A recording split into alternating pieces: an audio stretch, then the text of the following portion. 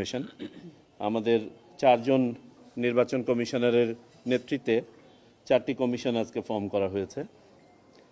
দ্বিতীয় আলোচনার বিষয়বস্তু ছিল ভোটার তালিকা হালনাগাদকরণ। আমরা যে সিদ্ধান্তগুলো নিয়েছি আপনারা সবাই জানেন যে প্রতি বছরের 1 জানুয়ারি অনুযায়ী একটা ভোটার তালিকা হালনাগাদ হয়ে থাকে। আমাদের এবারের এ পর্যন্ত প্রাপ্ত তথ্য অনুযায়ী আমাদের হাতে 17 লক্ষ ডেটা আমাদের হাতে আছে, যেটা 1 জানুয়ারি 2025-এ আমরা সন্নিবেশ করব এবং তারা নতুন ভোটার হিসেবে তালিকাভুক্ত হবেন। অর্থাৎ আমরা দেখতে পাচ্ছি 27 থেকে 28 লক্ষ ভোটার, আমাদের ধারণা এটা কম বেশি হতে পারে, যারা নিবন্ধিত হন নাই কিন্তু এলিজিবল।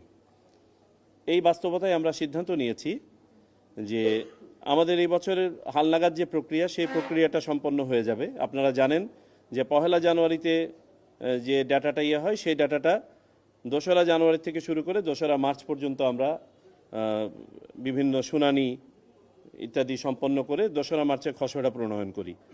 সো আমাদের 2025 সালে 2রা মার্চে খসড়া প্রণীত হয়ে যাবে। এই বাদ পড়া ভোটাররা ছাড়াও আমরা 2025 সালে যারা ভোটার হবেন, অর্থাৎ 2026 সালের 1 জানুয়ারি পর্যন্ত যারা ভোটার হবেন, তাদের তথ্য আমরা বাড়ি বাড়ি গিয়ে সংগ্রহ করব।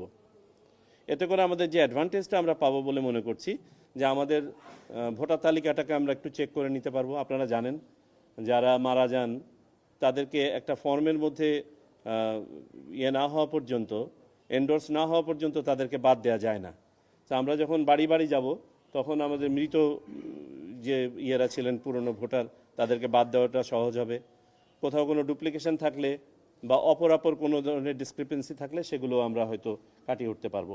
এটা ছিল আমাদের দ্বিতীয় এজেন্ডা। আর তৃতীয় যে এজেন্ডা আমাদের ছিল সংসদীয় আসন সীমানা নিয়ে কিছু অভিযোগ ছিল, সেই অভিযোগগুলি নিয়ে আলোচনা। এটা নিয়ে আমরা আজকে আলোচনা করি নাই। আমরা এই অভিযোগগুলো আমরা যে উপকমিটি আজকে বা কমিটি যেটা ফর্ম করা হয়েছে সেই কমিটিতে প্রেরণ করা হয়েছে, পরবর্তীতে আমরা এটা নিয়ে আলোচনা করব। সংক্ষিপ্ত আকারে এই ছিল আমাদের আজকের আলোচনা।